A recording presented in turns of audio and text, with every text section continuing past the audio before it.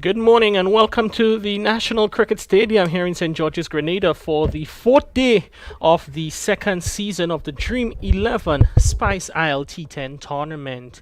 Today we greet you with the news that we have quite beautiful sunshine here at the National Stadium, quite hot early in the morning, quite contrast to yesterday when we had a ding-dong battle with the rain, but we are grateful that we were able to get 3 results on day 3. Today it's quite beautiful sunshine and a nice breeze blowing across the ground.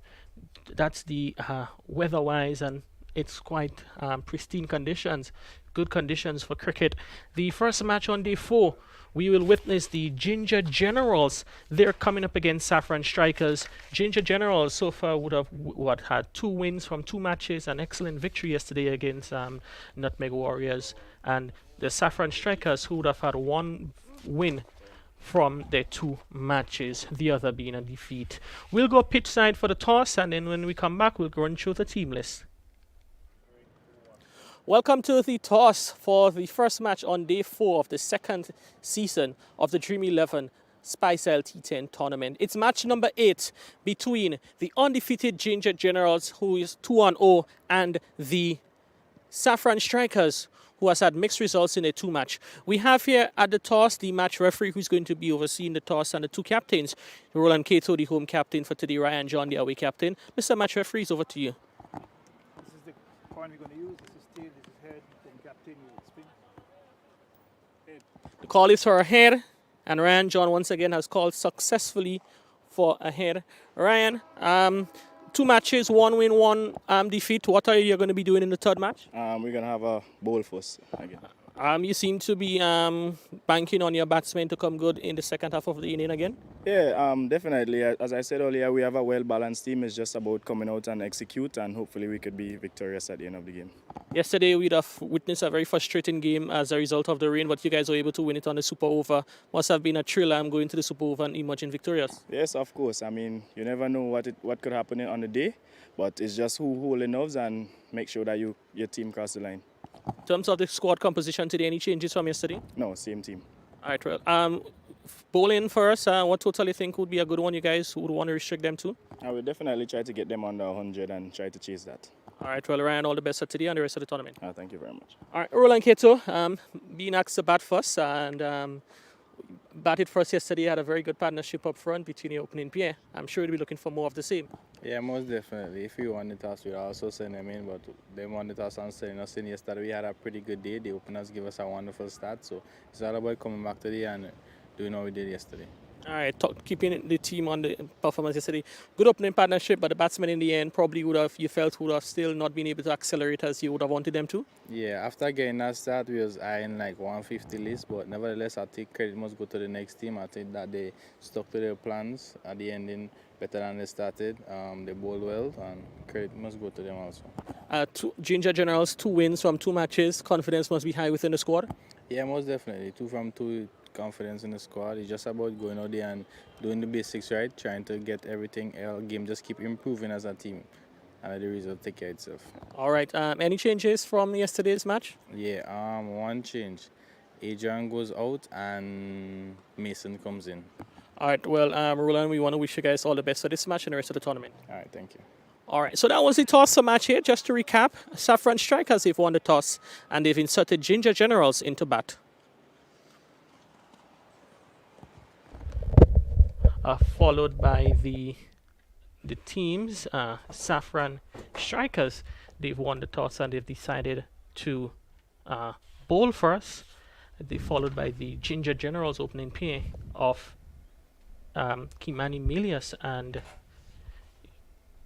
Johan Jerry Maya. Currently, the Saffron Strikers, they'll be looking to see if they can get their second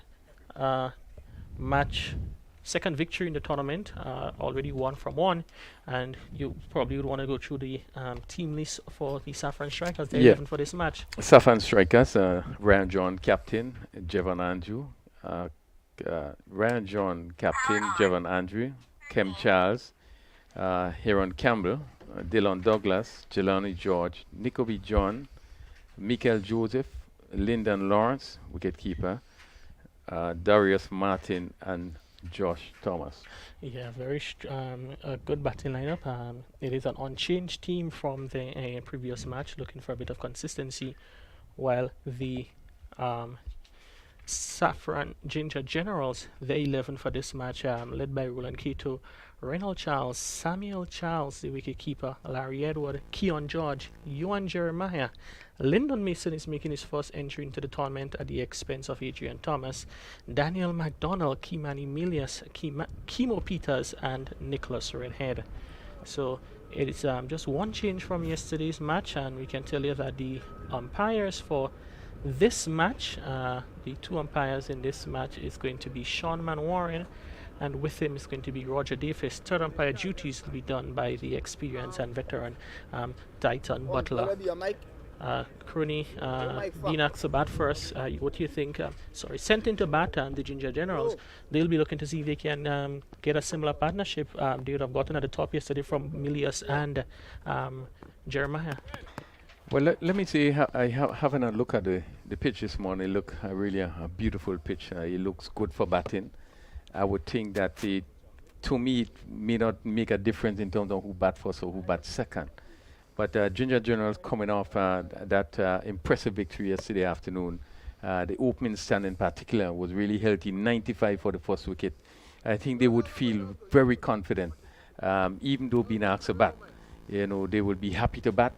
And I think they would relish the condition we have today. We didn't speak about the beautiful condition we have today when we think about what happened yesterday. But really, I don't think we'd ask for anything better than the condition we have here today. Yeah, it's one of the benefits of living in the tropics. One day you can have a lot of rain, and the next day it is such beautiful conditions. And we're quite happy that the weather, we're blessed with a good weather day.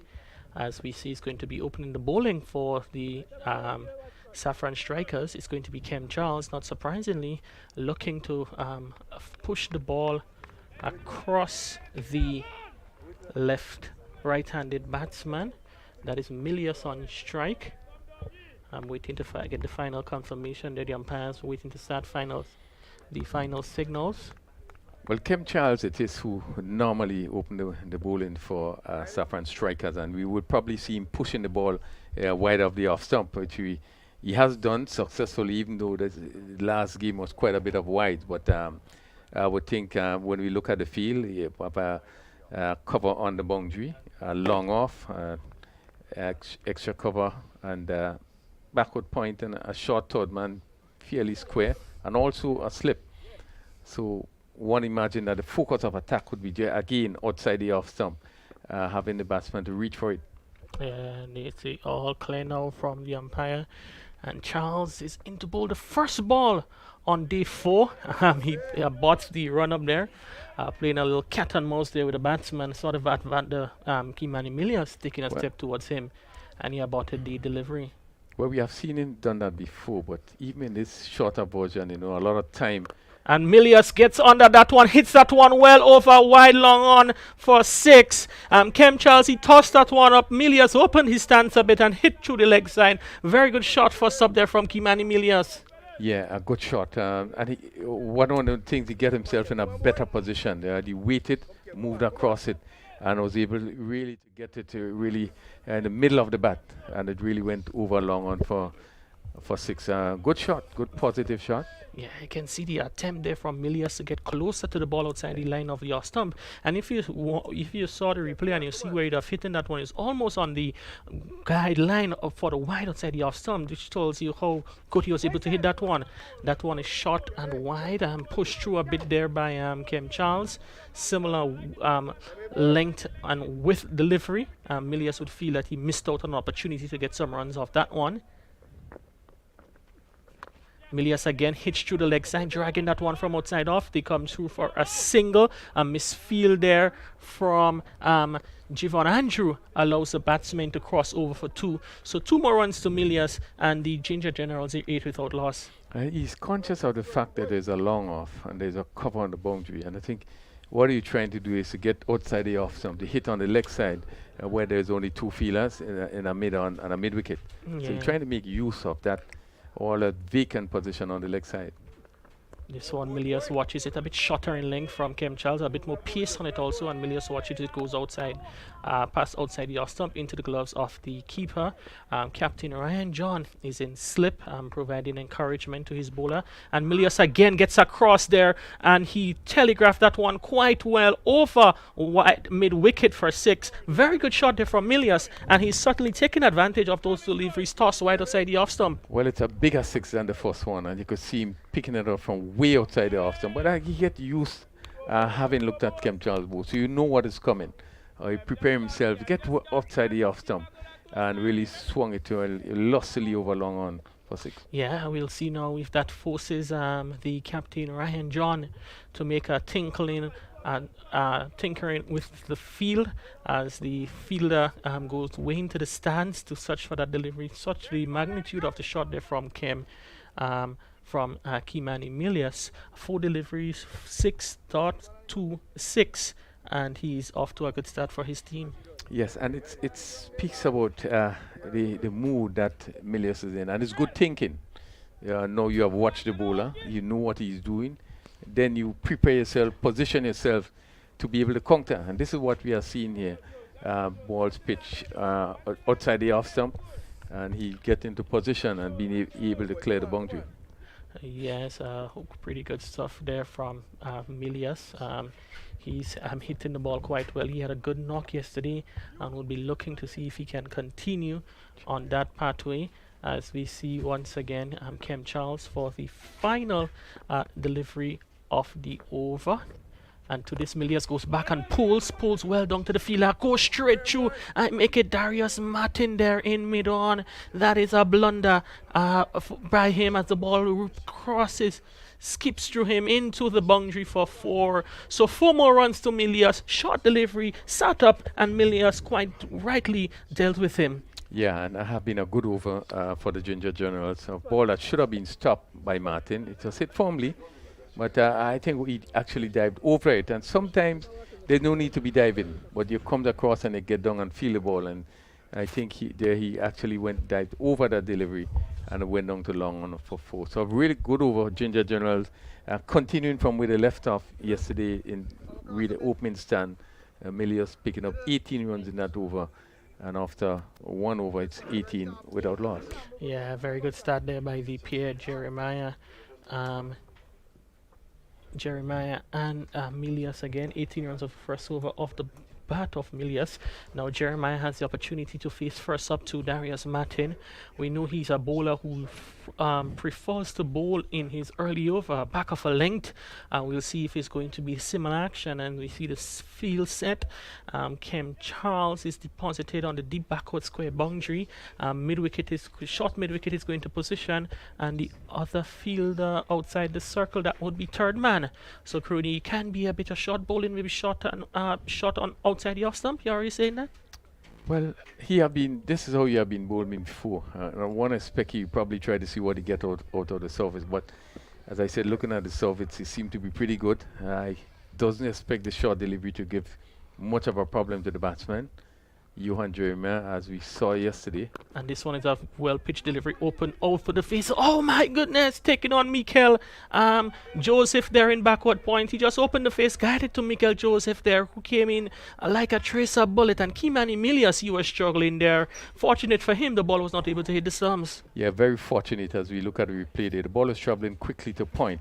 Really, I don't think the judgment was right, but good attempt there by Joseph. Yeah, just missing his stump. Yeah, And I think Joseph would have thrown it off balance or in mid-air, and probably would have been part of the factors that have been responsible for him not having much direction there. And Milius now faces up against his compatriot from the Windwards Volcanoes, Darius Martin into Milius. Milius get a delivery, not that short, but looking to hit it off through the onside, and it goes to wicketkeeper Lyndon Lawrence, so no score. Yeah, it just seemed to be favouring the onside quite a bit. This ball was not short enough for that shot that was attempted, and just went outside the off stump. Milius making no contact. You just need to be selective in in terms of the shot that he's playing. Yeah, so if you're taking in the action here at the National Stadium on the various platforms, we want to say good morning to you, and we hope that you're having a fantastic day or good evening or good night wherever you may be taking it across the world, as Milius opens up his stance, looking to hit through the offside, and that one again beats his flashing blade into the hands of the wicketkeeper. Reminding you, it's day 4 of the Dream 11 Spice Isle T10 tournament.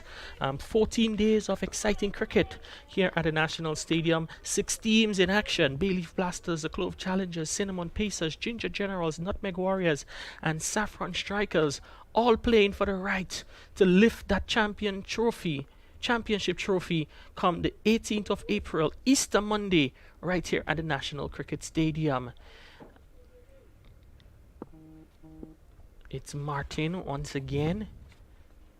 He's into Milius, and this one is short, lifting delivery down the leg side, signal wide by the umpire. An opportunity for Milius to probably get some bat onto that one, but he was able to miss. He missed out on that occasion, so one more extra to the total. It's now 20 without loss.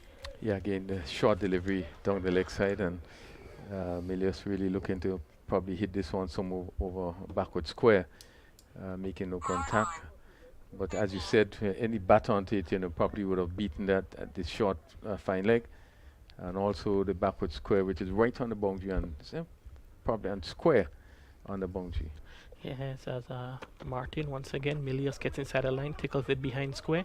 The batsmen, they come scampering through for a single. We wait to see if it's going to be signaled as a leg by the umpire. It is signaled as a leg by umpire Roger Davis. So one more extra to the total. Which moves on to 21 without loss. And if you're wondering where you can access this broadcast, it is available on television here in the Caribbean via Sportsmax. We're quite happy to be able to bring the tournament to our fans through the Caribbean and the North American markets via the Sportsmax network. So good morning to all the listeners, viewers who are taking in the action on Sportsmax. And Jeremiah opens up his stance, hits that one through long on. Fine shot there from Jeremiah. The ball was just a good short of a length, and he was able to hit that through wide long on for 4, and he gets going his second boundary of the inning. He's now 9, and the total 25 without loss. Yeah, and good shot by Jeremiah. I think what made that shot so possible, the fact that he got close to it, and as he was able to hit it over long on. We have seen him play yesterday afternoon, and in that same area, hitting over the fence for 6, and really is showing some really good talent. He has been striking the ball well, but as I say, his movement, his positioning, it makes it so essential for the shot that you are playing. Yes, Jeremiah comes inside the line looking to pal that one. Martin saw what he was up to quite early and decided to bowl the slower ball there. So good bit of cricket there from Darius Martin. He saw that Jeremiah moved early and he would have responded quite well. So after 2 overs, it's 25 without loss. Yes, sensible thinking there by Martin. One remembers Jeremiah hitting a 6 from that end yesterday in the reverse sweep, and he actually tried it there, but he had to wait. And I said, good thinking by Martin, and he was just able to play it on the onside. Yeah, it's a beautiful day, Crooney. Look at the youngsters. They're way up on the hills over the National Stadium. It's the Easter season, so it's going to be a regularity. If you look up and you hear, you'll see kites in the skies. Those youngsters are enjoying a quintessential Grenadian pastime of kite flying over the Easter period. Yeah, very picturesque as we look at the back of the stadium. The gravel heap, you're looking at the main pavilion as we see the houses in the Dabo Hills. Really, it's a beautiful sight as we look at the surrounding of this beautiful facility. Yeah, it's like the views surrounding the National Stadium. It's quite magnifique, and as we see a change of bowling, it's now going to be Josh Thomas, and with number 91 on his back, will be taking up the action. And you can see Ryan John has dispatch of Kim Charles quite early. Normally bowls 2 overs on the trot. Josh Thomas, Milius opens up himself, hits over the top. It's a safe shot, and it actually goes all the way for 6. Pretty good shot there from Milius. It was not one you thought you'd have been in total control over, but he got a nice meaty blow onto that one over the extra cover for 6. Well, the timing was good because you could see that really he was not in the best position, but he seemed to have timed it to take it up on the bounce and lifted it over extra cover for 6. And not is a good shot. I think it's the result he wanted, but I don't think Thomas would be too put off because really he was not in control of that shot. This one again, Milius gets inside of the last one, clips it through wide fine leg for 6. The keeper down for 4. Kem Charles, who was just about 10 yards away from that one, he could not have gotten close to that one. Fine shot there from Milius, picked up the legs of 4, and he's looking to continue the advantage. They're already 35 without loss in the 2.2 overs bowled. Yeah, good shot. Just lifting that left leg and clipping it over backward square. Charles is more forward square, and it went down to the boundary for 4. Just speaks of the quality of the wicket. You can play shots. You just need to get into the right position and timing instead of looking for too much power at time. Just get into the right position. This is what he did. Just came back and clipped it over backward square. Yes, as Thomas once more. Milius opens up himself, looking to swipe that one. Certainly lost his shape there in that occasion, Crooney. Looked a bit, the easiest way to put it was looking ugly playing that shot, and we know he has much better technique than that one. And this is what happens when you try to manufacture shots. And there's no need. We are only in the third over. It's 35 without loss, and you're trying to make a shot. And in normal position, you're inside your wicket there. You still would have been able to play the ball 2 minutes because of backward square.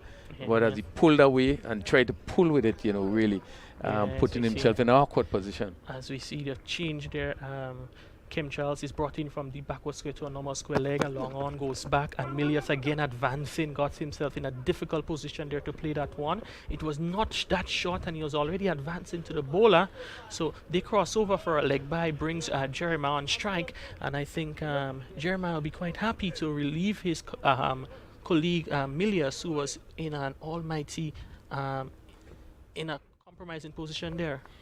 Yes, again, Milius looking to hit on the onside. Again, pulling away. Moving further to the leg and trying to hit on the leg. This one just coming off his body. Will be advised to continue. Just try to play the basics and wait for the bad balls. Yeah, it's going to be Josh Thomas for the first time to you and Jeremiah. Jeremiah gets a shot wide one through the gloves of wicketkeeper Lawrence. As we wait for the signal, it's a bye. Reminding that Lawrence would have gotten a knock while keeping yesterday. For the last couple of overs, it was left to Javon Andrew to complete the innings behind the stump and made a fumble on this occasion. A good comeback so far from Josh Thomas after conceding 6 and 4 off the first 2 deliveries. Yes, he would want to finish strong. He has conceded 10 runs so far in the over. And that one is going to be wide outside the off stump. It is signaled wide by umpire Man Warren. He doesn't want to get too close to the hitting arc of Kimani Milius, as you have seen earlier on in the over. He's quite good hitting through the offside. Yeah, the length was good, but it really was a bit too wide, and it moved further away. We see Milius having the stretch. Made no contact. The feel for Thomas, a short third man, the backward point, square cover and a mid off on the offside. That one shot on his ball him. Kimani Milius pulls that one onto his stump. Short delivery rising, and he looking to hit it on the onside that he attempted many times in this over. Got an on the edge on into his stumps. Bowled for 4. So Milius goes back to the pavilion for 28, and the Ginger Generals have lost their first wicket at the end of the third over for 38 on the board. Yes, and that would have been expected the way that they have been playing those short delivery. Look in the pull, we have seen him do it a couple times in the over, and there again the ball was short. To look at his position and trying to pull that ball from outside the off stump. Now, if you would have put that right foot, just across a bit, really would have been in a better position to hit that ball. He took the edge and came back onto the stump. But well-deserved wicket, 38 for 1 after 3 overs, as the captain Roland Keto makes his way out. Yeah, with number 75 on his back, would be looking to see if he can establish a partnership now with the opening batsman Johan Jeremiah. He's going to see a change of bowling. It's going to be the captain Ryan John, who has taken up the action. And Crony, this tournament, we'd witnessed a number of overseas players. We started with 13, but unfortunately 2 had to withdraw because of injuries. So we'd have lost one of the Vincentians, that is Kenneth Demba, and one of the Dominican players, Gillon Tyson. They would have had to be replaced. So as a result, now we have 3 Dominicans in the tournament, 3 St. Lucians, and 5 Vincentians, a total of 11 players, non-Grenadian players in the tournament. Quite a huge number, and it's certainly a plus for the Spice Island T10 tournament. Yeah, very much so. Really good to know that we have our partners from the other islands being involved in this tournament. Shot rising delivery, Jeremiah looking to hit through the onside, rushed into the shot there a bit. Ryan John is not known for extra pace, but you can see that one. Good bounce off the wicket and rushing Jeremiah a bit. Yeah, a good delivery, quick delivery, and one expect that the pitch is going to play probably a lot faster. Being yesterday with the rain and so forth, he didn't get a sort of sun, but today really sunny and bright. One expect that it's really going to come through off the pitch today. Yes, and looking to see if he can stem the tide a bit, Ryan John. His team is already going over 12 runs, conceding 12 runs and over. As he's in once again to bowl to Jeremiah. This time Jeremiah gets one sliding down the leg side. A big appeal there from hit on the pads, and big appeal there from the captain Ryan John. Signal as leg by umpire Roger Davis. But Crony, the angle that John was bowling from, as we look at the replay, that one was going to continue carrying on down the leg side. Yeah, hit outside leg stump. Really not a difficult decision for the umpire. But John again continues to bring the ball right up. We've seen the first one was quick, sharp, a good length, lifting. I think Jeremiah would have been beaten in pace. They're looking to pull. And this one right up. And we see him in the last over, that super over yesterday, where he has been bowling consistently, bringing the ball right up to the batsman. Yeah, he's going to decide to come now over the wicket to captain Roland Keto. Keto, 2 fielders back on the leg side. And to this one, Keto drives down the ground, doesn't beat the fielder at mid-on. That's Nikobi John.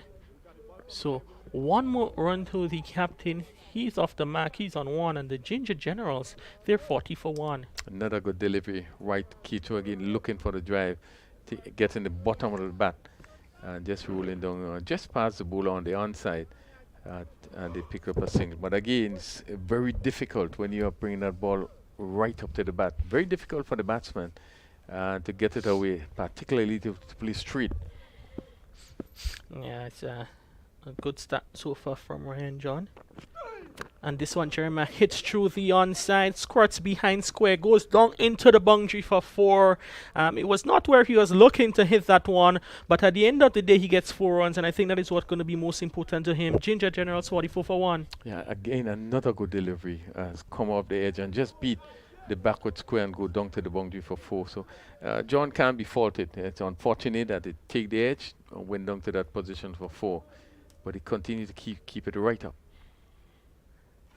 Yeah, it's a final delivery now to the 2 more deliveries to in the over. Left-handed Jeremiah advances, looking to hit over the onside. Actually doesn't connect that well. Ball goes out onto the offside for a single. So he moved 1 by 1. Jeremiah is now 10, brings him into double figures on 10. And the Ginger Generals 1 ball shy of over number 4. The end of the power play, they're 45 for 1. Yes, again beaten by pace. Just one delivery to go, but again Jeremiah looking to pull, and that ball really rushed into him. John just seemed to be extracting quite a bit of piece of the pitch. Oh, he's bowled him! Roland Keto looking to get across the stumps and hit that one over through the leg side. Again, the delivery was not that short, and I think Keto probably would not have realized he did not stray so far across the stumps. Ball behind his back, and the captain of the Ginger General goes for one. They're 45 for two at the end of the power play. Yes, and I think again he was beaten for pace. If you look in the pull, he wasn't in position. The ball was not as short as he expected, and it also kept a bit low, and really found himself really in an embarrassing position there, being bowled behind his leg. As he tried to, I think what he actually tried to do was, as he realized that it stayed down, tried to play down. But really, John had bowled a very good over. I think it was a quick over. That delivery also was very quick. And Keto was also beaten by pace. Yeah, it's excellent over there from Ryan John. 1 for 6 from his over. And I think what was most noteworthy in that over, Crooney, you talked about his pace. Normally you'll see Ryan John looking to bowl a number of slower deliveries, but those was much above the average pace you'd have seen Ryan John would have bowled in that over. And it was pretty, and probably his quickest over he has bowled for the tournament so far. But yeah, I think he's been encouraged in terms of the added encouragement you're getting off the wicket, and he really came to really quickly in that particular over. Yes, as we see, it's going to be George Thomas, the police officer attached to the Coast Guard Division. He's going to bowl his second over, coming in from the southern end of the ground into Jeremiah. And Jeremiah gets a short one, which he goes back and cuts, but goes straight down to the fielder at wide third man, which is Kim Charles, who does the fielding. So one more run to Jeremiah. He moves on by 1 to 11, and the Ginger Generals, 46 for 2. Yeah, shortish delivery. That was hit well. It was played well, timed it well, but Kim Charles on the edge of the boundary there as it went quickly to him. Only allowed the batsman to pick up a single. Oh, that one there played on the... And he's giving him LBW there. A slow, lit reaction there from umpire man Warren. That would have been McDonald looking to get across the stumps and walk it onto the onside. Ball pitched just on about the leg stump, and he struck the batsman, and umpire man Warren judges him out LBW. He goes without scoring, and the Ginger General, they've lost their third wicket down. They're 46 for 3. Yeah, good delivery, although just pitched right up. Just seemed to be swinging a bit. Let's see. Just seemed to be swinging a little unfortunate there. This one just seemed to be heading down the leg side, but again, the umpires in their position had to make on the spot make a decision, and the decision was upheld. Jeremiah or McDonald it was. Yeah, that's McDonald out without scoring there. Without scoring. Yeah, that one pitched outside the line of the leg stump there. 46 for 3. Yeah, so it's Unfortunate. 46 to 3. It's all involved in the sport. One day you might nick one and taken behind by the keeper and it's not given. Another day you may just get one you feel had done by. It's all part of the sport. As Thomas in to bowl to George. George gets a good delivery from Thomas. He's looking to evade the throw. So it's another dot delivery there from Josh Thomas. 46 for 3 in over number 5, and very good comeback there by the bowlers from the Saffron Strikers. Has been a good over so far, and you could see as well the faster bowlers enjoying bowling on the track. He's bowled it right up, ball right up in the block hole, making it very difficult for the batsman to get it away. A short delivery out, so, short of a length delivery going across the left-handed batsman into the gloves of our wicket-keeper Lawrence. So it's another dot delivery there from the Josh Thomas, who is into his second over. So for good work there from the speedster coming in from the southern end. 2 for 12 from 10 deliveries, and with 2 more deliveries left in the over, he'll be looking to finish strong in this over. Keon George opens the face of that one and guides it down to third man, where Andrew comes off the boundary to do the fielding. Quite lazy cricket there. The throw came in from Javon Andrew. The bowler, the keeper was not able to collect it, and it's a overthrow. So 2 more runs to the total. It's now 48 for 3. As it's going to be Thomas to the final delivery of his spell. 2 for 14 with 1 delivery to go.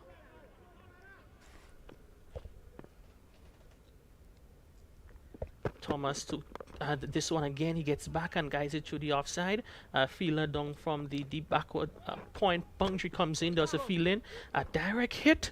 So 1 run to George. He moves on to 3. And at the end of the over, after 5 overs, the midway stage of the innings, Ginger Generals a 49 for 3.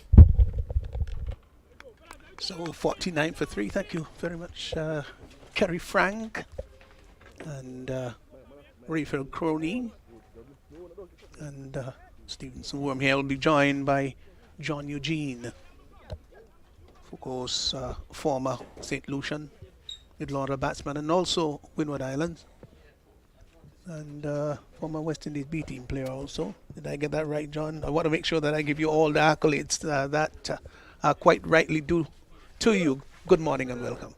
Yeah, good morning, Stevenson, and good morning to all the listeners. So it's going to be Martin getting ready to bowl to Keon George. George is 49 for 3, Ginger Generals. They started off with all guns blazing. Now the tide has been stemmed a bit. And just third man in, backward point, extra cover. Well, cover and extra cover. And a long off, long on, right back. As Martin moves in now to bowl to George. George gets a delivery that is called wide outside the off stump. Quite a bit of height attached to it. The extended arms of the umpire suggesting that that was not reachable. And the 50s come up. So 50 for 3. And 50 for 3 after 5, John, is just about even Steven. Yeah, Stevenson, even Stevens out here. 10 runs and over. Yes. So pretty good going by the Generals. As it's going to be once more, Martin started and stopped, but he can be deceptive. Times are much faster than the batsmen anticipate. Here he is now, bowls to George. George is advancing down the track. I think Martin saw him come in, just pull back the length a bit, and Lawrence collects behind the stumps.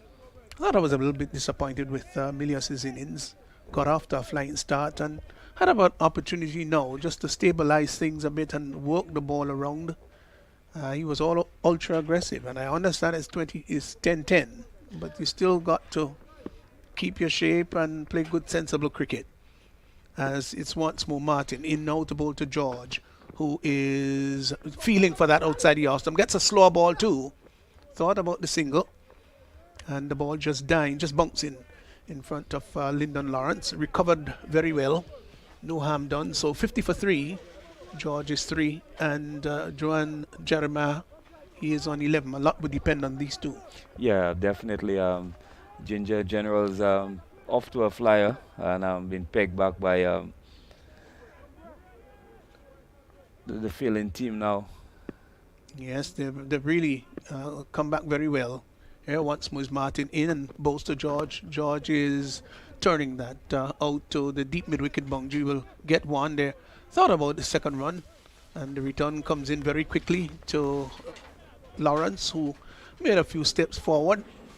And they got a single. One more to George, who's now gone on to 4. And the total is pushed on to 51 for 3. Brings Johan Jeremiah into strike. A player with immense potential, and if he continues to play the game, you certainly will hear a lot from him. Former Presentation Brothers College player. Here he is once more in, and bowls Martin to Jeremiah, who's off the back foot and cuts well. 4 runs. What a lovely shot that was. It was just outside the off stump. He made room, pulled outside the leg stump, gave himself room. What a wonderful shot that was. In fact, it was outside the leg stump and it went down to the boundary for 4. Yeah, very good shot by Joan Jeremiah, improvising very well there. Yes. And moving towards leg stump and actually getting that ball between backward point and the short third man. Clever shot, really clever. Got way outside the leg stump. I think the bowler saw that and tried to follow the batsman, but it was excellently done. Quite a dexterous shot behind backward point. Here he is now once more. Martin in and bowls to Jeremiah. Jeremiah gets one outside the leg stump wide, signaled by the umpire. Quite rightly too. Must have just ruffled Martin a bit after being spanked through the offside by a ball that was pitched on or about the leg stump. Made sufficient room and carted that between that third man and backward point players, and it went down to the boundary for 4. He is 15, 56 for 3. As once more it will be Martin. Dominican tall, fast bowler. Maybe just about Correction, St. St. Vincent, I beg your pardon. He's now bowled. And he pulls that well down to backward square. They will come back for the second. No, they won't. The return comes in. Very quick one. And they get 1. Just a correction. St. Vincent and the Grenadines rather than Dominica. And they've produced so many outstanding fast bowlers over the years. St. Vincent and the Grenadines. 57 for 3. Cameron Coffey, who we will feature sometime during the course of the tournament. And Winston Davis, of course. Casper Davis also. Wonderful bowlers. Martin once more in with his finally delivering this over. He's in and bowls outside the off stump.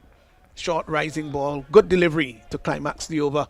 And so after 6 overs, 57 for 3, George is 4, Jeremiah is 16, and the current run rate 9.50.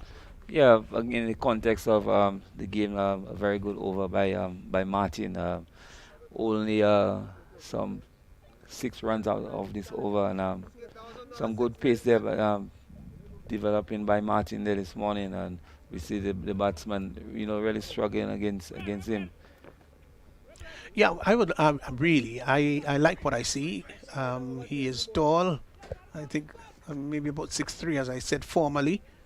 He's got a lovely action, very easy approach to the wicket, and I think he's got a lot going for him. It's not very hard to pick out potential. If you know cricket, that is. Yeah, he's a hard worker also in the nets. His work ethic is it's excellent, and he's one for the future. So Michael Joseph is brought into the attack, and he's going to be bowling to Johan Jeremiah. Here he is from the far end, in and bowls to Jeremiah, who pulls that down to the fine leg area. 2 fielders going after it, drops perilously close between both of them, and they will come back for the second run. That was in the air for quite some time, but don't forget both fielders in the circle, both running back. Neither of them was able to take the catch, so 2 more to Jeremiah. Shot in the dark, so to speak, is 59 for 3. Here he is once more, is Joseph Bowles. Oh, that was a close one. Just managed, maybe, let's see what the umpire is going to say. No, he got a nick onto that one, went down to short third man. Let's just look at that on the replay. Oh, he advanced down the track. Well, the umpire didn't signal. I thought maybe he hit the pad. But the umpire said, look, he got a nick onto that, 60 for 3. Here is Joseph in, bowls, and George pulls that down. Oh, he's got him down on the deep mid-wicket boundary. Well, he got inside the line and pulled that. I think it's Michael Joseph down there. Sorry. Who's down there? We'll have to look and see who really took up the catch. Campbell, in fact, we just told that took the catch. So yeah, there he goes. Took a good catch, just almost just in front of the boundary line, and so he is gone. Rather disconsolately he goes, and they've lost another wicket. It's 60 for 4. Yeah, smart catch there by the fielder down at the mid-wicket boundary, and the Ginger Generals losing their 4th wicket at 60. The run rate has just gone down slightly to 9.3. Ginger Generals of Jeremiah still at the wicket will be looking to go well past 100. Yes, but they'll have quite a task on their hand to do that. They've got under 4 overs to get to that 100 mark. And Samuka Charles has just replaced. Here is a delivery that is looking to be hiked over the deep mid-wicket area. Doesn't make good clean contact. The bowler runs through. That's Joseph picks up on his follow through. Total remains on 60 for 4. Here once more is Joseph in and bowls, advancing down the track, gets to the pitch of the ball is Jeremiah and strokes the ball nicely out to mid-off. They will go back for the second run. The return goes it to the non-striker's end, and well, they get there. Oh, that was really a bit of excitement there. Well, they saw the opportunity for the second run as the ball ricocheted out on the onside, called each other. The response was very quickly done, and they got home for 2, which really should have been 1. Yes, a bit of poor fielding there by the Saffrons, allowing Jeremiah to come back for the second run. Well, he's gone to 21, 62 for 4. Looks up and sees that there's a third man, backward point, extra cover, long off, long on, in now, and bowls, and he's looking to tug that down to the deep backward square area. Succeeds in doing that. Ball falls out, the bat falls out of his hand. That Johan Jeremiah, and was able to get only the single. So the over has come to an end. The current run rate exactly 9. 22 to Jeremiah. Charles is yet to score. Is 63 for 4 Ginger Generals. Yeah, Ginger Generals not as fluent as they were yesterday. They started off with 18 of the first over, but the Saffron strikers has pulled back and losing 4 wickets after 7 overs, just 63. So a good job done here by the Saffron strikers. Yeah, really good job indeed. They've pegged them back, and 7 overs gone, 3 more to go. We've all been saying how important it is to get up to the triple figures. You've got to get up to that 100 mark. It's a psychological milestone for teams to chase, and when you think you've got to go at 10 runs per over, you're always in with a chance, so to speak. Here is Ryan John moving in now to bowl to Jeremiah. Jeremiah is getting a delivery that sinks into him, comes in from maybe just about middle and off. And when the ball pitched, there was a bit of lateral movement, and there was height bounce attached to it. And you can see him leaning back, trying maybe to uppercut that over the third man area. Didn't make contact. Lawrence collected behind the stump. Still 63 for 4 as John again passes the umpire round the wicket and bowls to Jeremiah. Jeremiah gets inside the line, tugs it round down to the backward square. They've gone for 1. Wouldn't come back for the second. They are in fact coming back for the second. A ridiculous throw there. And you could see the body language of Lyndon Lawrence, the keeper, as if to say, hey, look at me, this is where I am. Didn't get anywhere close to him. And they got the second run. Yes. Poor cricket. Yeah, a bit of poor cricket down on the final leg boundary, and a wayward throw into the keeper, allowing the Ginger Generals to collect an additional run. John moves into Jeremiah, who's 24, 65 for 4, in and bowls, is advancing down the track, hits that down to the long on position. No, they've gone for 1. They're coming back for the second. There's a shout of 2. The return comes in! And there is an appeal for run out. The umpire says not out. Did he say no, not out? But yeah. You could hear them calling for 2 from the moment the ball was hit. And to be fair, the fielder came off the long on boundary rather quickly, attacked the ball, and you could see him charging the ball. It was really, really striding home. And very good all-round cricket. Very good all-round cricket. 67 for 4. And Jeremiah's gone to 26. Once more is John in now to bowl to Jeremiah, who is getting a slower delivery that he hits and hits his fellow batsman on the shin area. Ball ricocheted, went out on the offside, and the batsman had time to cross for 1. So 1 more to Jeremiah, who's now gone to 27. Ginger Generals, they've pushed on now to 68 for 4, and the field changing over to accommodate the right-handed Charles, who is yet to score. Hasn't faced a delivery so far, and he is coming around the wicket, so says the umpire. So a slip is in, and a third man a bit on the square side as he moves in once more. Is John in and bowls to Charles way outside the off stump and drives the ball out to a long off. This time they're not going to come back for the second run. So just one run there as Charles gets off the mark. He's gone to one. Jeremiah, who is on 27 now, comes into strike 69 for 4. Yeah, a good ball in there by Ryan John, keeping the batsman relatively quiet. You and Jeremiah looking to really go after the bowling now. Yeah, once more is John now in and bowls to Jeremiah. Jeremiah is getting delivery down the leg side wide, confirmed by the umpire. That was a sharp delivery, but ill-directed. And Lawrence having to skip around to his right, collected it way down the leg side. Must have even moved further away after pitching. 70 for 4.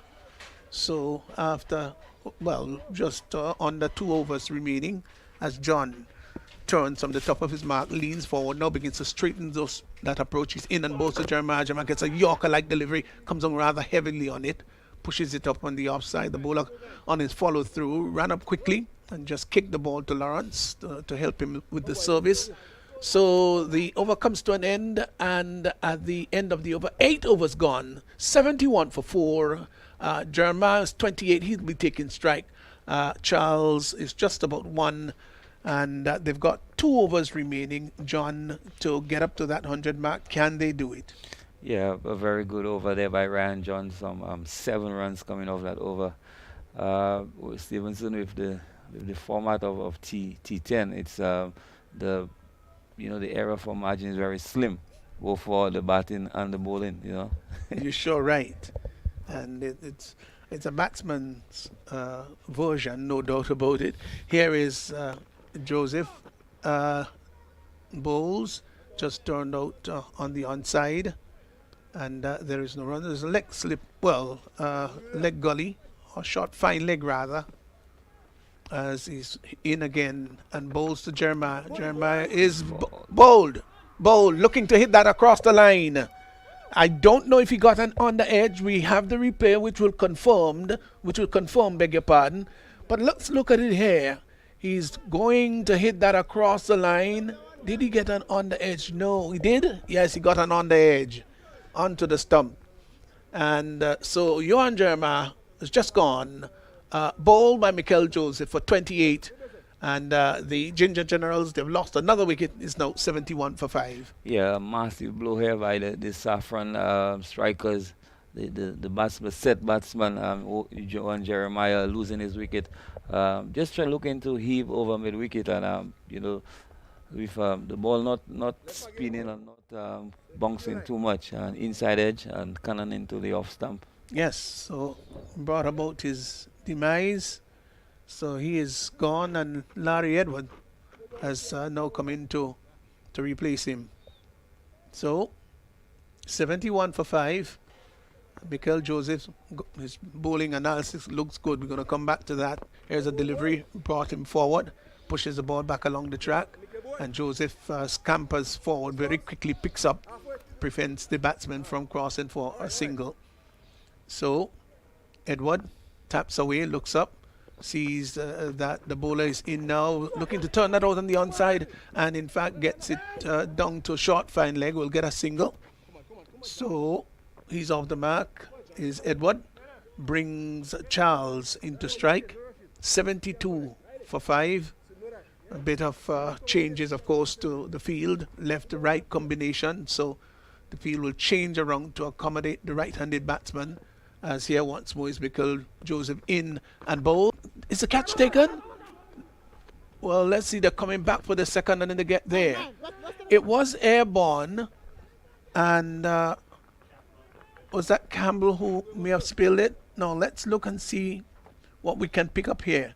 Big heave-ho. The ball, did it carry? Yes, it carried, but just wasn't able to hold on to it. Here is a delivery that is pulled down to the backward square area. We'll get a comfortable single. So one more there to Charles, who's now gone on to 3, and the total 4, beg your pardon. And the total has gone now to 75 for 5. 75 for 5, 9 overs gone. Yeah, an excellent over there by Joseph, and also an excellent spell of 2 overs, 10 runs, just going at 5 runs and over. So he has really pulled back things for the Saffron strikers, and Ginger General only 75 runs moving into the last over. So the 100 mark looks some distance away, Stevenson. And you're putting that quite mildly. You're sure right. So the current run rate 8.33. This is the final over coming up. Ginger General 75 for 5. And Kem Charles, whose first over yielded 18, will be hoping to redeem himself as he's going to be moving in to bowl to Charles. Here he is. Right arm over the wicket. And both Charles is plays a shot in the dark, gets it down to short fine leg. They won't come back for the second. Thought about it, and will in fact go back. He had to really sprawl his way back, scamper back. And the issue is that they're trying to take everything here.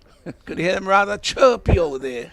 76 for 5 brings Larry Edward now into strike. Larry believed he could clear the boundary. So Well, they would need a couple of bigger shots here. You don't expect this last over, so to speak, and you can't get a boundary from it. I think they'll be disappointed if they don't. Definitely. Certainly will need to get about 10 in this over or above that. Once more is Charles in now to bowl to Edward, who is hitting that down to the catch is taken down at the deep square leg boundary. Well, that was a good catch indeed, because it was airborne for quite some time. And so Larry Edward goes, cut down at the deep square leg boundary.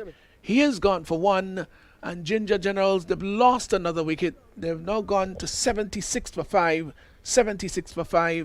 and they've plunged into further and further trouble. Yeah, Larry Ed was just looking to help this one over mid-wicket. Not a lot of effort into the shot, and just succeeded in finding the field on the deep backward square leg boundary, and Charles picking up his first wicket of the morning. Yes, he was expensive, as I said earlier on in his first over, so he has redeemed himself. Kimo Peters comes in, but Charles will be taking strike. Short delivery outside the R stump, and that takes the outer edge, goes down to third man. They're going to come back for the second. They've got to hurry. The return comes in, gone. Run out. Well. Run out. So Peters has been run out, and didn't look like to. The response was not very quick on the part of Charles, and there was a bit of start and stop, and that's where things went ugly. The bails whipped off, and so Ginger Generals, they've lost another one, as he's just been Peters run out. Their combination, a beautiful throw, good work there. Lyndon Lars taking off the bails, and so it's now all the sevens on the board, 77 for 7. Yeah, miscommunication by the two batsmen. They got stuck right in the middle, going nowhere, and good throw coming in from the boundary, and easy work for the wicket keeper. Yeah, so 2 wickets already fallen. 2 wickets fallen in the 10th over. As, so all the 77 for 7 as Lyndon Mason, the new batsman, will take strike. Here is Charles in and bowls to Mason looking to drives in the air just over the fielder there at backward point. They've gone for 1, won't come back for the second. The return comes in. They will in fact come back for the second run now, as Lyndon Lars wasn't able. That throw was way above his head. He really jumped high as possible and wasn't able to pull that down. They come back for the second run. So 2 to Mason, takes him up to 2, just off the mark, and the total has gone out to 79 for 7.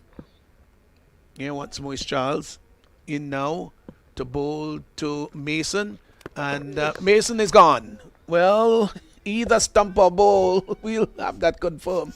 But he was down the track, and he missed everything, really missed everything, and Lawrence was right there. I think he must, here's advancing down the track, the bails are spattered, taken off, and so he goes stumped there by Lawrence of the bowling of Charles. He's gone for 2.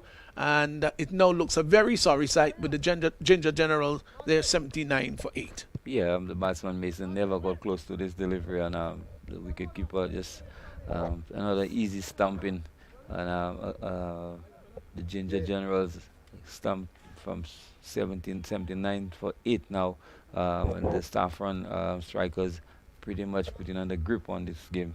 Yeah, very good final over there. Absolutely good over ball there by Charles. Well, it's just the one delivery to go in this innings.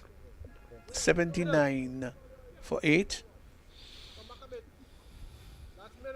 As Renald Charles has just come in, and he'll be taking the final delivery of this innings. There he is now, bowls to Charles, and Charles is hitting the ball down to long on. Are they going to come back for the second run? Yes, they will. The return comes into Joseph run out. So gone. Well, you can't blame them at all, Eugene. Yeah. The issue is that they wanted to see how they can get back for that second run, and in the end, wasn't able to make it.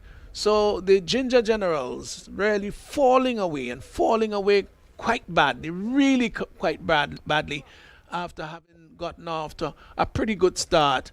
And in the end, they 80 for 9 of their 10 overs.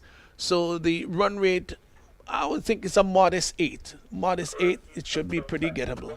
Yeah, disappointing end to the innings by Ginger Generals after such an explosive start. I'm sure they pretty much disappointed with the end result, and only 79 from 10 overs at just a run rate of 8 and over. The Saffron strikers would be relishing the opportunity to go out there and get these runs. Okay, I think we're going to get ready. We're going to give you the scorecard, but maybe prior to that, we'll just go down. We usually have our post-innings interview, and I don't think they're quite ready for us as yet. Not quite as yet. So, Milias was bowled by Josh Thomas for 28, 14 balls, 2 fours, 3 sixes. So it was a short cameo, and was a very aggressive innings indeed. Jeremiah was bowled by Joseph for 28, 23 balls, 3 fours. Roland Cato was bowled by John for 1. Daniel McDonald let me forward to Josh Thomas without scoring. Keon George, Scott Campbell bowled Joseph 4. Samuel Charles was not out 6. Larry Edwards caught John bowled Charles for 1. They're not quite ready yet, so let's finish the scorecard. Lyndon Mason was stumped Lawrence, bowled Charles for 2. Renald Charles not out, run out by Joseph for 1. And Nicholas Redhead not out, no score. Just to give you a little bit of the bowling analysis. Now, are they ready for us? Yes, so let's go to the post-innings interview. Hey, thank you very much, Stevenson. With me, I have Ewan Jeremiah from Ginger Generals. Ewan, what are your thoughts on the first innings? Today was, we got up to a pretty decent start. I think just coming down to the ending, we didn't finish how we like. I must give credit to the Saffron team. I think that the bowlers came out with a plan and they bowled to the plan. Your guys are defending 80 on 10 overs. What do you think? Any special plans towards defending this total? Of course, going out to defend 80, we always have to have plans. The bowlers for Ginger so far been bowling pretty decent in the tournament. Every game we go out and we analyze, and now it's just now is a new challenge, I should say, for the bowlers to see if they can defend 80. But I believe in my bowlers. I think we got what it takes to defend 80 runs. Well, all the best for the second innings, Ewan Jeremiah. Thank you very much. We also have from Saffron Strikers, that's Michael Joseph. Michael, you bowled extremely well today. Can you tell us about your innings? Yeah, basically just keep sticking to the plan, bowling hard, back off a length, and execute.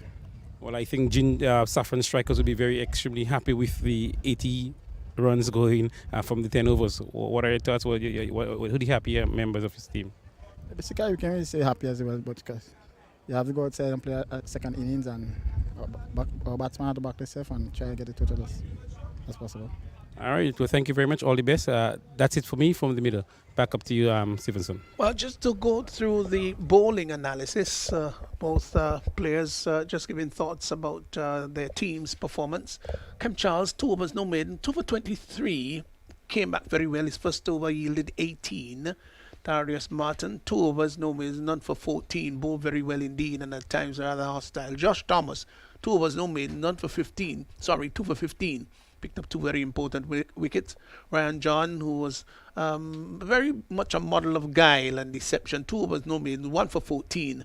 And Mikel Joseph, 2 overs, no maiden, picked up 2 for 10. So the Ginger Generals, 80 for 9, scoring rate of just 8 runs per over.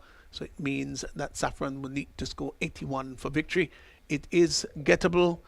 John, your quick thoughts. Can they run this thing down and run over the Ginger Generals? Yeah, it'll be an interesting run chase. Stevenson, yes, it looks 80. It's 80, but it's only 10 overs. If the Ginger Generals can pick up some quick wickets, early wickets, it could pose a challenge to the Saffron Strikers. But I think the total is quite gettable.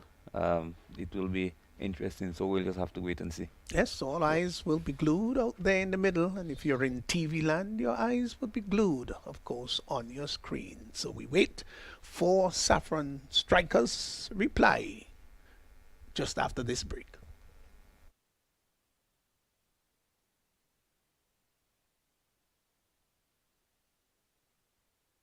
Live from the stadium that delivered that memorable and emphatic win to the West Indies, Grenada, comes the Dream 11 Spice Isle T10 2.0 cricket competition. 30 matches, 14 days of exciting T10 cricket action. 6 teams, only one will be champions. See the likes of the Spiceman, Andre Fletcher, Devon Smith, international players Kesrick Williams, Alec Atenes, and more. Support your team, love the game. Dream 11 Spice Isle T10 2.0 cricket competition, April 5th to the 18th, Grenada National Stadium. Pure Spice of the Caribbean.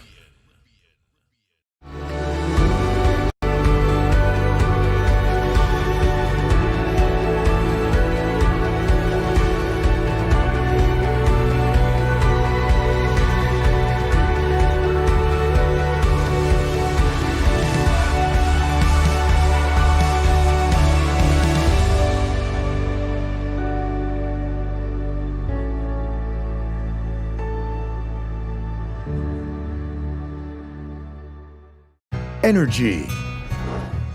The world runs on it every day. Good morning. Welcome to Seoul. Hi. Hi. And when we put the best of the Caribbean together with the energy we harness, everything runs so much smoother.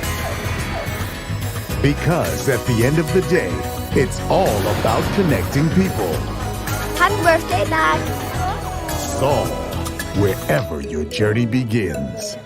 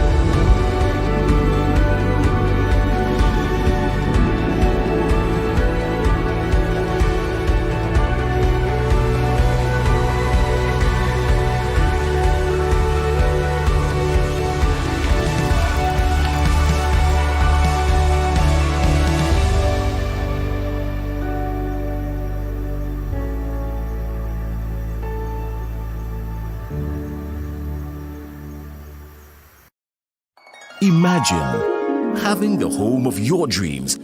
Imagine investing in that piece of property you can call your own. Imagine finally doing that home improvement project you've always been thinking about.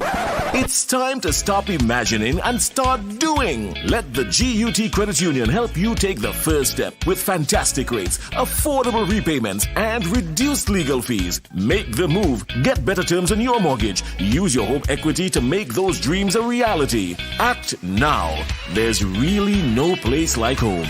GUT Credit Union. It's where you belong.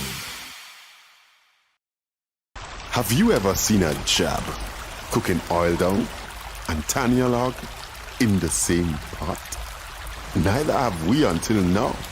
But we guarantee there is a whole lot more amazing things to see on your next trip to Grenada. And if you encourage someone to book an adventure to our island paradise, then you can be one of the winners of special prizes compliments the 473 Connect program by the Grenada Tourism Authority. Sign up at experts.puregrenada.com/473connect.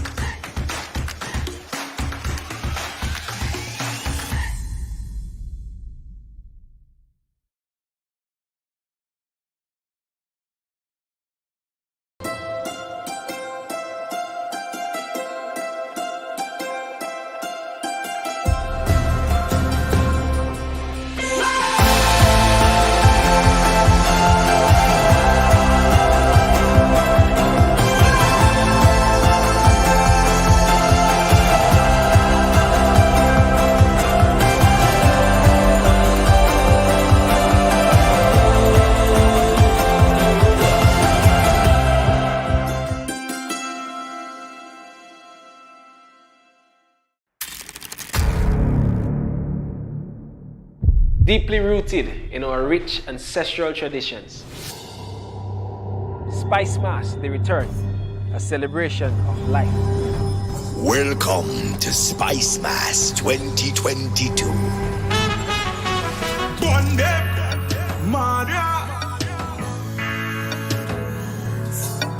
Reviving the spirit of our ancestors through our traditional mass.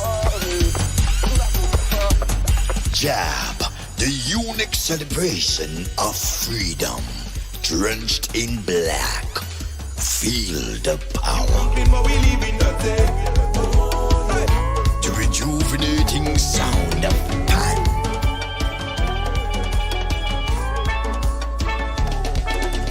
A display of colors in fancy mass. And the rebirth of calypso and soca music.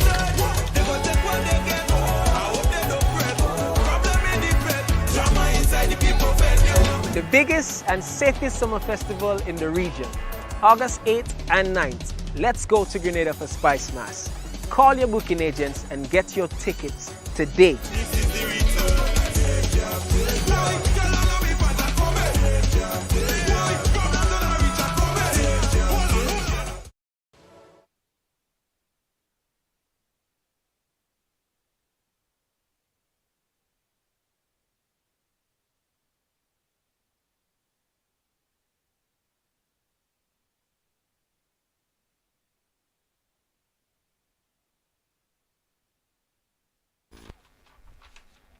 When you're ready.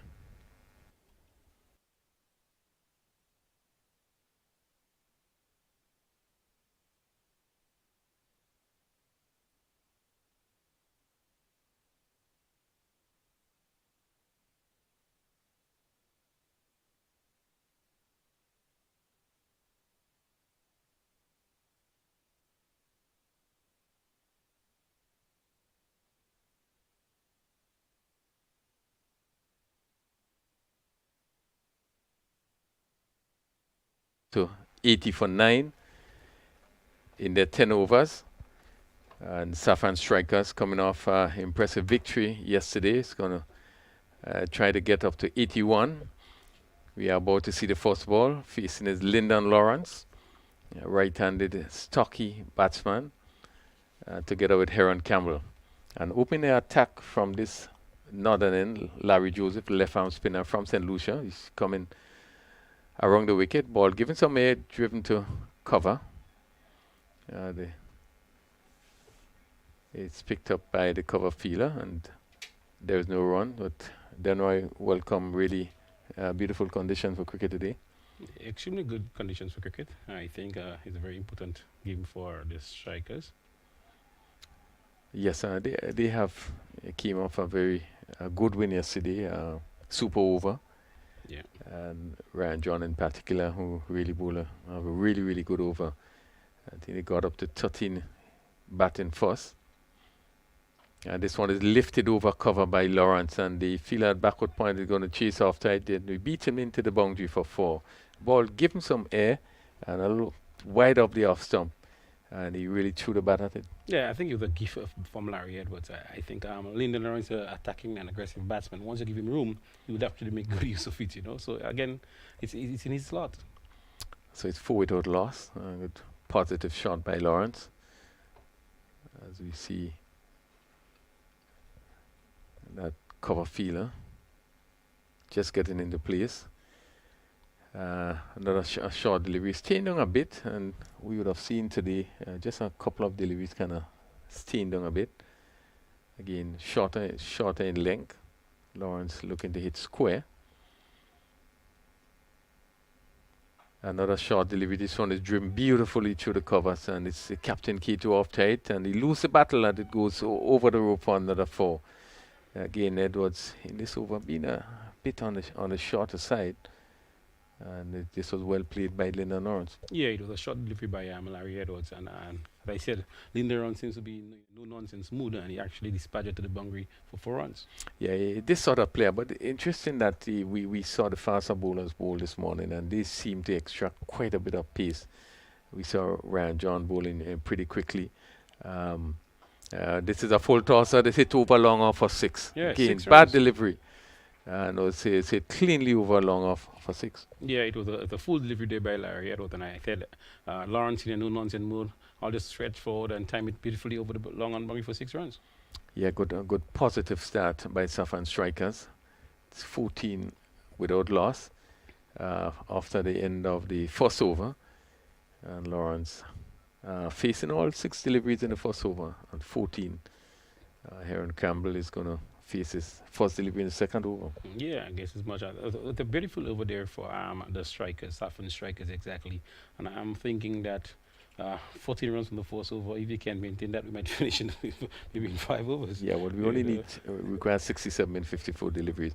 But I was making a point that we saw the fast bowlers bowling this morning and bowled pretty quickly. They was able to get quite a bit of bounce off the pitch. And, one would have thought, yes, Larry Edwards, maybe a chum cat bowler in terms of the experience, in terms of the way he bowls. Probably would have want to open with one of the faster bowlers and maybe bring him on in the second over. But I think they would have agreed to go with this sort of experience. Yeah. Nicholas Redhead, they're going to pick it up, and he's going to bowl from the southern end. And Campbell looking to hit on the onside. It comes off. Let's see. Seemingly comes off the pad, going back to Redhead. And we're going to look at the replay and see what happened here. And wow. Oh, it's close. It seems close. Load of fielding, not giving it out. The ball coming off the pad and going back to the bowler. But I guess umpire's call there. It was a close one, but umpire's call giving the benefit of the doubt. I would think that Campbell is fortunate to be there still. Redhead with his second delivery. Again, wide of the off stump will be signal wide by umpire Manwaring. 15 without loss. Just 66 needed from 53 balls. So far, I think Ginger, the Saffron strikers, are the happier team. And Campbell, again, is a very experienced batsman. He played well last edition, and I know he would continue with his performance. So Redhead it is. And this one pushed straight to mid-wicket. Again, misfield by the fielder there at mid-wicket. This allowed the batsman to pick up a single. So Campbell off the mark. 16. I think just to go back to the the pitch and the fast bowlers. We saw they extract quite a bit. We have even seen Redhead do seem to be being able to get some bunks off the wicket. One would have thought that this would have been the first choice, but they have opted to start with spin. Good delivery and well played by Lawrence.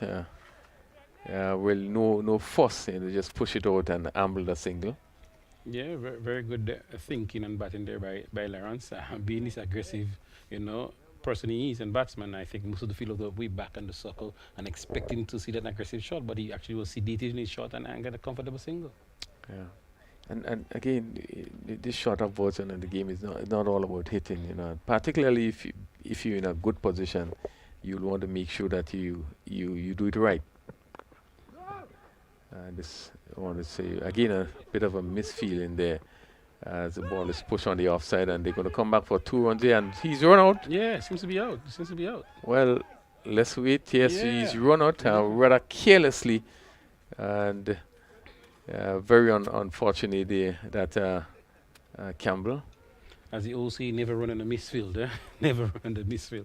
And they did, and you can see the end result that Aaron Campbell is being run out. I think it was a bad call in there by both batsmen. He was actually maybe about 3 yards out, nowhere near the crease when all three stumps were scattered. Yeah. So I get it's a poor selection there, thinking by both batsmen. But I think it's a game of cricket. Mistakes can be made. Yeah, communication certainly was not right. I think they actually turned blind, and looking for the second run. So Campbell being run out. So it's 18 for 1. And we see the new batsman in Dylan Douglas, who would have, played very well in 2 games previously. He had very good stats, and he would be expected to really settle in and give the sort of start that he has been accustomed giving. Well, but this is just, I think, away into the second over. And 63 needed of 50 deliveries. Even though they lost early wicket there in the second over, I think, as I said, Saffron strikers would not be worried in any bit. I think Lawrence will continue, and I believe the power play says a lot. The first 4 overs says a lot in this chase. Yeah, always important. It set more or less a platform in terms of what happens after. If you lose wickets within that power play, if you lose too much wickets, you're under pressure. If you get a good start, you put you in a sort of advantageous position. So, as you say, the power play very important. Third man on the boundary, backward point. There's a cover, mid-off, extra cover, and on the offside, mid-on, mid-wicket, and a short fine leg. Redhead. This one is clipped in the air, just away from the mid-on fielder. He had to move to his right, and they come back for 2 runs. But again, a sort of fall short there by Douglas. I think it was slower deliveries as he looked to hit it somewhere over mid-on. Yeah, I think he was looking for the slower piece in that delivery by Redhead. Redhead tried something different, and you can see it was just chipped over the infield, and they got a comfortable 2 runs. It's 20 for 1. He's off the mark with 2. Just 3 players feeling on the leg side. And this one is cut down to backward point. Good shot. Third man have to really move around there, and they're going to come back for 2. Again, good running. Good work done on the third man boundary. He had to move quickly to his right. And there's 2 more. It's 22 for 1 at the end of 2 overs. 22 for 1. I think we still required a run rate actually. Required rate is basically 7.38 runs per over. Again, Campbell, Lawrence is on 15 and Douglas on 4. And the Ginger Generals, they would know that to win that game they need a lot of wickets. Wickets need to be taken. Yeah, they will have to take wickets to win that game. Again, the pitch is playing very well, and they will have to pick up all the wickets. Well, Larry Edwards seems to be continuing for his second over, final over also. I think his first over was, with his experience, he'll be disappointed getting going for 14 runs in his first over, and he will look to pull back things in his second over. Yeah, he tend to be very tight, very economical, but some days you have it going well and some days you don't. This one is driven down to mid-off. The fielder having to move quickly to his left. Yeah, some days you have it well. Yesterday in particular, we saw that in that super over, it was Ronald Leahy and he bowled 2 overs for 26 runs. This is not him normally. Yeah. And they actually lost the game. In that sort of situation, this is the first bowler we want to look at to keep things tight. It just didn't work out. This one is played to square leg. Again, a little bit of a misfeeling there. The batsman ambled a single. I'm sensing that there will be another run out. I think the batsmen, there is the strikers. I'm sensing there could be another run out if you don't be careful with the calling.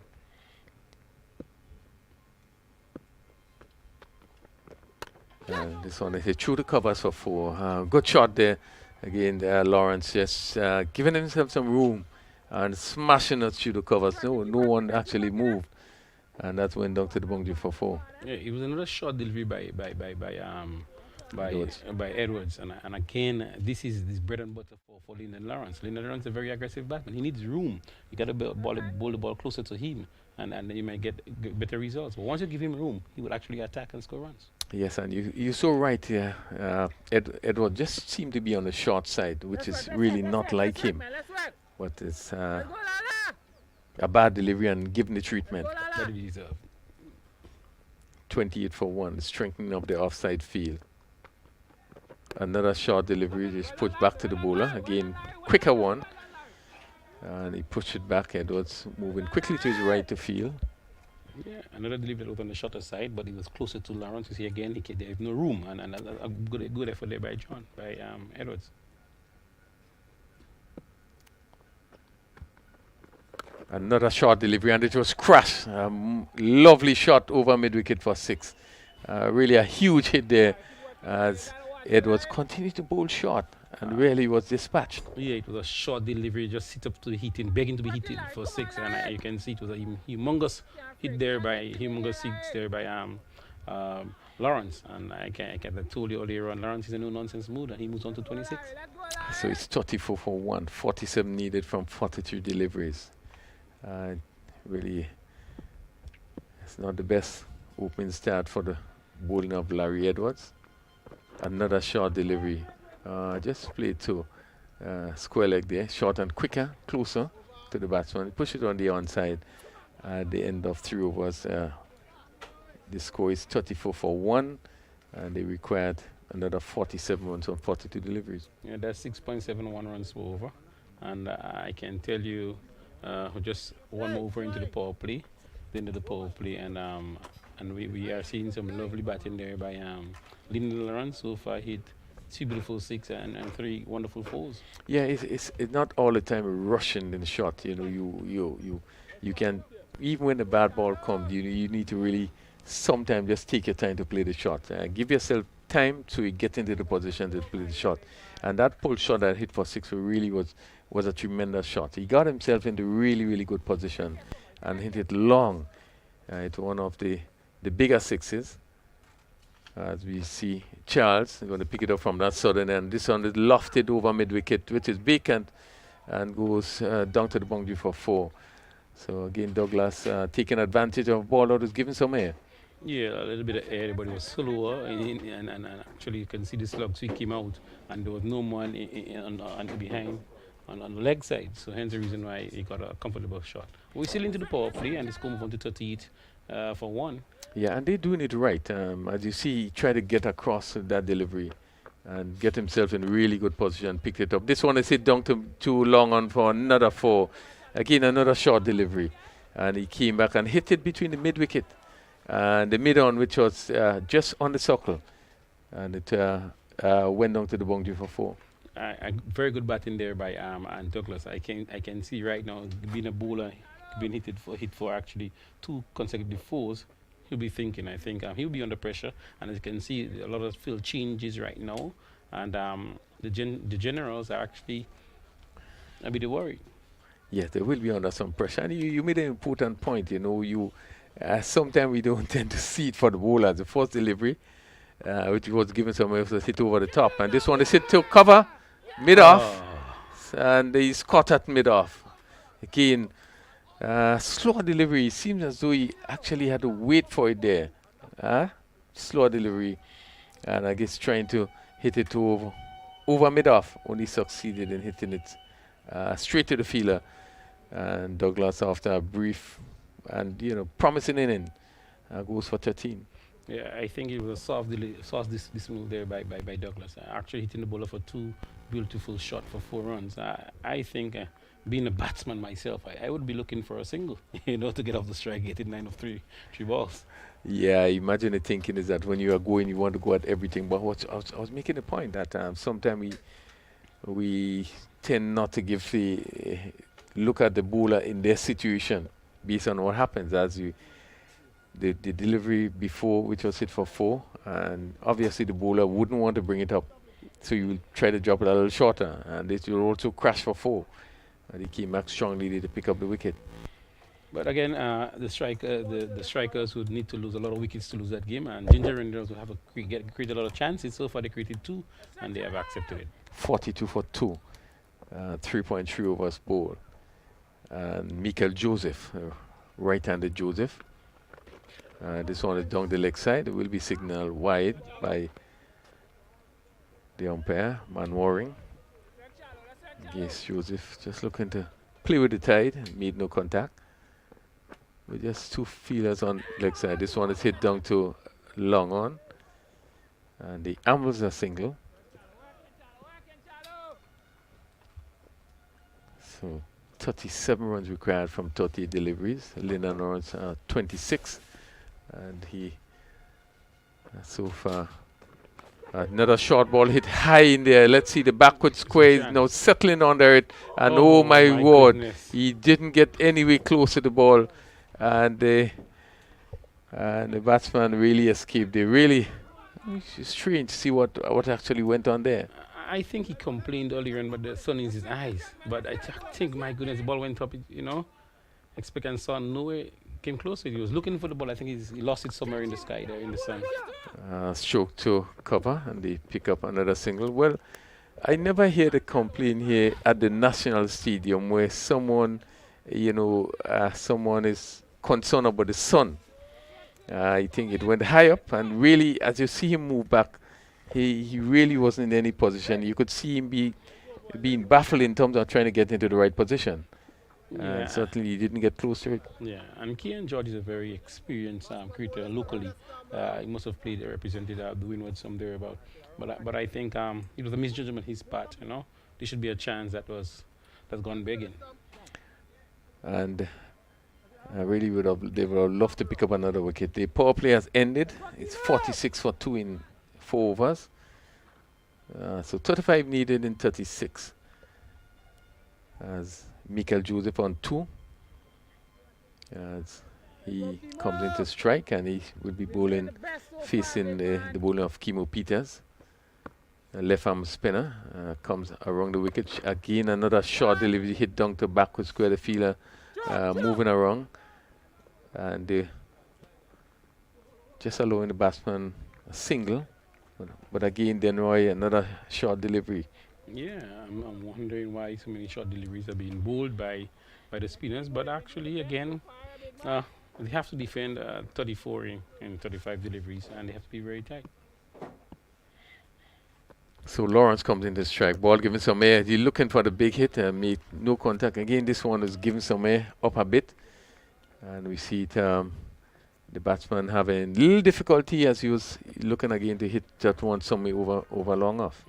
That's the length you want. Just a little bit up there and just a spin away from the batsman. And that's a very good delivery there by Kimo Peters. This one hit down to long off. Keon George is in that position. So Lawrence pick up one more. He moves to 28. It's 48 for 2. Left arm spin off Kimo Peters again, giving some air, which has pushed down to long on. And he too pick up another single. Again, nice delivery, giving some flight. And there's a better start there. That's a very good start there by Kimo Peters. I think he needs to finish off the over. Yeah, conceded just 3 over so far. Hit straight back to him and drops. Another chance to Lawrence there. As that ball was hit firmly back to him. He got both hands to it. I was not expecting it. You know, as we look at the replay there, he went back, hit it very hard, and he got to really both hands and was not able to hold on. Peters, very interesting first over. This one they hit down to long off. And Keon George comes around, and the batsman pick up another single at the end of really a good over from Peters. Just conceded 4 runs. Yeah, very good over there by Peters. I think there was a chance gone down in that over. I'm thinking that basically so far after 5 overs, 50 for 2, another 31 it needed of 30 deliveries. What do you think? Are we in for an interesting one? Good position. The batting team should feel very confident. At their position, just 2 wickets down, 31 from 30 deliveries. Lawrence continued to fight on. He's on 29 from 17 deliveries. Michael Joseph 4 from 4 deliveries. And they would feel that they certainly are in a better position. Pick up another 2 points in this game. As Reynald Charles continues. This one is again short, hit down to the fielder on the boundary, and the Sig one good feeling on the boundary there, and they pick up one more. Yeah, good feeling Nicholas there by Redhead. Again, we're expecting that tight over there from Charles. If Charles can give a tight over, we can be in for an exciting one. Joseph looking to play on the onside, wide signal by the umpire. Shortish delivery, looking to clip it somewhere behind square. It's 52 for 2, over number 6. Short hit, lovely shot. He really picked up that shot very well, and Michael Child really hit that very well over backward point for another huge 6. Yeah, you do the short delivery again. Another short delivery was dispatched in the leg side for a humongous 6. That's a huge one. You know, very good timing there by Michael Joseph. 58 for 2, and we saw him play some sort of innings in the first edition. Yeah. Where he really hit the ball very well, and this shot indicates that he just possesses a lot of ability, the ability to hit the ball out of the ground. 58 for 2, and we continue to see the bowlers bowling short. Yeah, again, and another short delivery go went for the maximum. Again, 23 runs in it of 28 deliveries, and again, it's cricket. It's a wonderful game, and if you can close off, it's over. Then we could be in for maybe, just maybe. 10 to Joseph. This one they're going to run down to third man, and they're going to get cross the boundary now for 4. Again, looking for the drive. This one up a bit, and just taking somewhere at the bottom of the bat and just past the keeper to his right. And went down to the boundary for 4. Yeah, it was on the edge there. I would say some people may say unlucky for the bowler, but the batsman actually in the favor of 1. Getting 4 runs, and again another lucky shot there, but another 4 runs to the board, to the Saffron strikers. Yeah, what it actually gives the batsman the room to swing the bat. Yeah, and really looking to hit it through the offside. Just come off the bottom one for 4, and this one is struck well, straight back. And let's see the signal there. It goes just 1 bounce into the boundary for 4, but good hitting ball, which was sort of pitched up, giving a little bit of air. No, it's hit straight back and went down for another 4. Yeah, again, you can see there is room. The bowler, the Charles is giving Joseph room to swing his arm. And once you give him room, and he's a very powerful batter and strike of the ball, he would make use of it. 66 for 2. Swung lustily again over mid-wicket for 6. And what hitting by Michael Joseph. This one full to the bat and really give him the full treatment. Yeah, again, you can see another full delivery again, full and slow and just begging to be hit, and he was hit for mighty 6 over the leg side. So the score rushes to 72. We're still in the 6th over, and Joseph 24 from 8. This over so far, really big over. 21 runs already scored in this over. And really, Newcastle will finish in quick. Just 9 needed from 25 deliveries. Saffron strikers again another convincing performance. Yeah, as you can see, Joseph again, a very good batting there in this over. I want to see how he's going to end this over. This one is cut to backward point, firmly hit to backward point, but straight to the fielder. And that's complete over number 6, which went for some 21 runs, 72 for 2 after 6 overs. Yeah, after 6 overs, I said they are in the driver's seat, the Saffron strikers. They are much comfortable just needing 9 runs from 24 deliveries. And we saw some very good batting there by both Lyndon Lawrence and Michael Joseph. Yeah, Joseph played very well. Continues to hit the ball very well. 2 huge 6s in that over. Kimo Peters will continue. Charles Peters 4 in his first over. Lawrence on 30 will face strike. This one is driven down to long off. Keon George to move quickly to his left. Another single to Lawrence. He's 31. 73 for 2. And they had hitting Michael Joseph comes into strike. 24 from 9 deliveries. And he's looking to pull. And this is this one. Not sure what happened there as he's looking to hit this one somewhere on the leg side.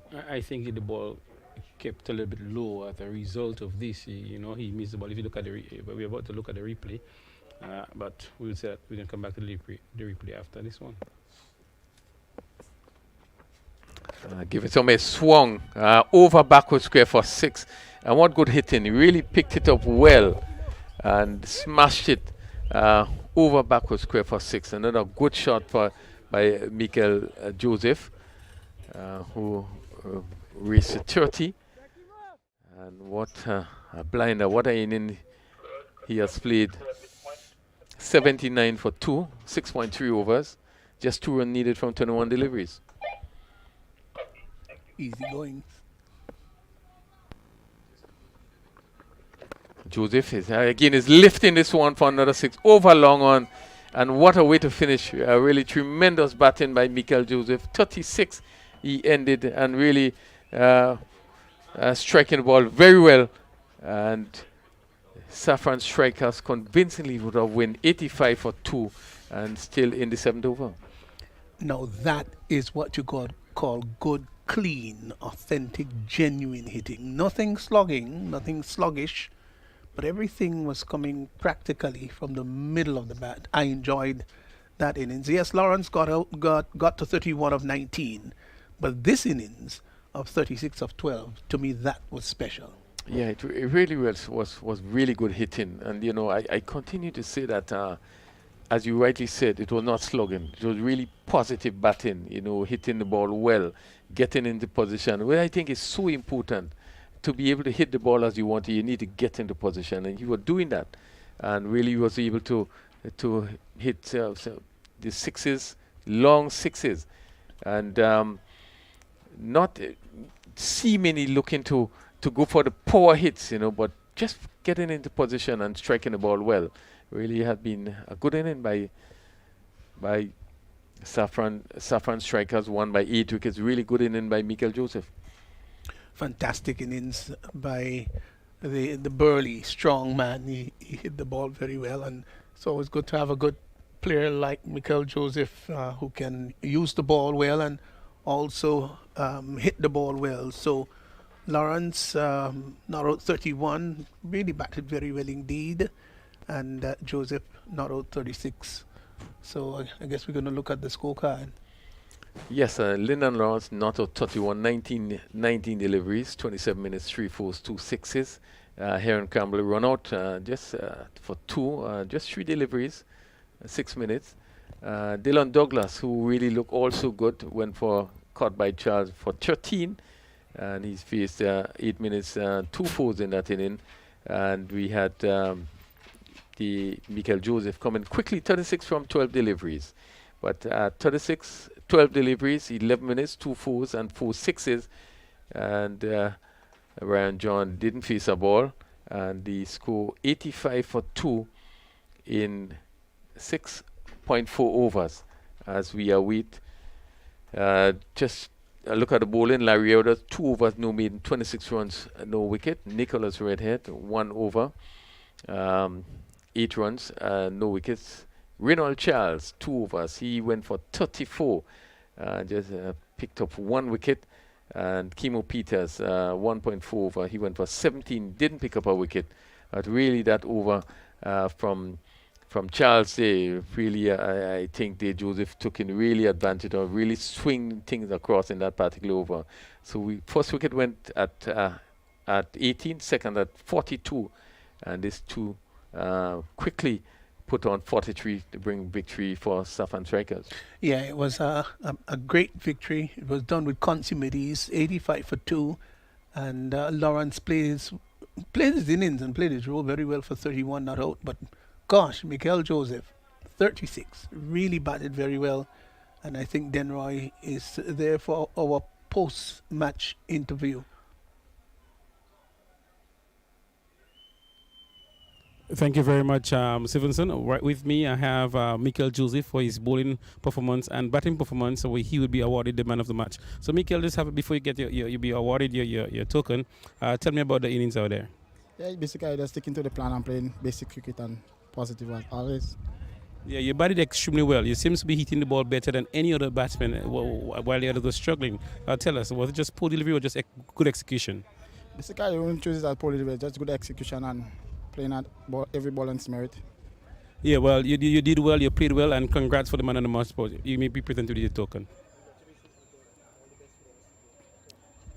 All right. So thank you very much. This is the man of the match, Mikel Joseph. Thank you very much, Stevenson.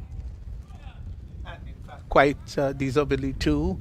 Man of the match, Mikel Joseph really bowled very well and batted very well too. 85 for 2, Saffron Strikers in the end overall overhauling the victory target, and they won quite comprehensively indeed. So that brings the curtain down on our first match today, and of course we're going after our second match. That'll be Cinnamon Pacers. They're coming up against Clove Challengers, Clove Challengers, and that match is going to start at 2:30. So we have at least an hour break here. Some of us will get something to eat or drink, as the case may be, a little bit of a siesta maybe. So until that time, when we will have that second match, please enjoy that interlude.